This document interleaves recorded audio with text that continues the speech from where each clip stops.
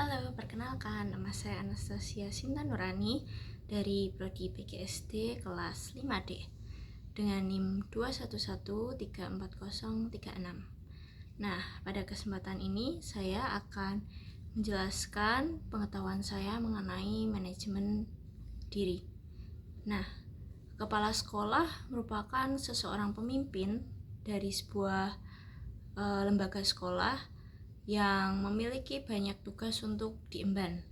Nah, seorang kepala sekolah sendiri merupakan pribadi yang diharapkan mampu memiliki kekuatan, memiliki kemampuan untuk memimpin seluruh elemen sekolah, baik siswa, guru, para staf, tenaga kerja yang ada di sekolah tersebut untuk mewujudkan misi sekolah. Nah, maka dari itu, kepala sekolah memiliki tanggung jawab untuk berjalannya seluruh tujuan yang hendak dicapai oleh sekolah. Nah, untuk menjadi seorang kepala sekolah yang berkualitas dan dapat mencapai visi sebuah sekolah atau memimpin sebuah sekolah untuk mencapai sebuah visi, maka seorang kepala sekolah harus mampu mengelola diri melalui manajemen diri. Manajemen diri sendiri adalah bentuk kondisi, sikap, dan kepribadian seseorang yang harus disesuaikan oleh seorang kepala sekolah sendiri agar ia mampu melakukan sebuah perubahan yang kita harapkan perubahannya di sisi positif. Kemudian ia mampu melakukan sebuah perubahan positif di mana ia mampu membentuk kondisi sekolah menjadi lebih baik dan berawal dari diri sendiri terlebih dahulu.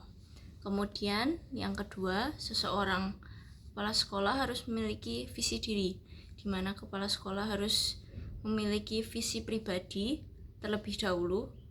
Kemudian yang nantinya visi pribadi tersebut harus terintegrasi dengan visi sekolah atau visi diri sendiri seorang kepala sekolah itu harus berkaitan dengan visi sebuah sekolah. Misalnya ketika seseorang pribadi kepala sekolah memiliki visi tanggung jawab, jadi hal tersebut merupakan perkembangan dari visi sekolah, di mana visi sekolah juga ada kaitannya dengan tanggung jawab seperti itu. Nah, selanjutnya ada manajemen waktu. Seseorang kepala sekolah diharapkan mampu memiliki manajemen waktu yang baik, di mana ia mampu mengelola waktu secara efektif untuk dialokasikan ke aktivitas-aktivitas yang bertujuan untuk meningkatkan kualitas sekolah. Nah, dapat kita tahu sendiri bahwa seorang kepala sekolah memiliki banyak tugas dan tanggung jawab. Jadi seorang kepala sekolah perlu memiliki manajemen waktu yang baik supaya waktu bekerja yang terbatas di sekolah dapat benar-benar dapat digunakan secara efektif dan maksimal seperti itu. Nah, selanjutnya ada membuat prioritas. Seorang kepala sekolah sendiri tentu memiliki kehidupan pribadi pula di samping dengan tanggung jawabnya sebagai seorang kepala sekolah.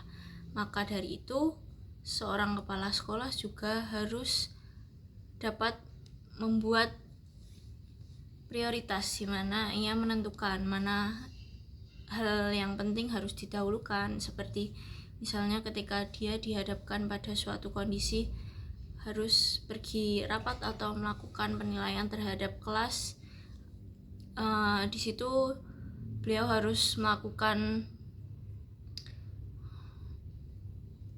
pemikiran di mana yang harus diprioritaskan, mana yang harus didahulukan, seperti itu. Nah, selanjutnya ada komunikasi asertif, di mana seorang kepala sekolah tidak hanya memimpin, namun juga bisa melakukan komunikasi yang tegas, di mana ia dapat memimpin sebuah permasalahan yang mungkin terjadi, seperti konflik atau perdebatan yang terjadi di sekolah. Tidak hanya konflik yang terjadi antara murid dengan murid, tapi mungkin saja kondisi konflik antara guru dengan wali murid atau apapun itu. Dalam situasi-situasi tersebut, kepala sekolah diharapkan mampu berperan dalam mengomunikasikan secara asertif sehingga terjadi komunikasi yang baik serta penyelesaian masalah yang maksimal. Kemudian selanjutnya ada pengelolaan perilaku diri, di mana dalam poin ini kepala sekolah diharapkan dapat membangun budaya keperilakuan sekolah yang lebih baik dari dalam diri kepala sekolah sendiri, melakukan perilaku baik sehingga nantinya guru, staf ataupun murid bisa ikut untuk mencontoh perilaku baik yang dilakukan oleh kepala sekolah. Nah, sekian yang dapat saya sampaikan mengenai manajemen diri. Terima kasih.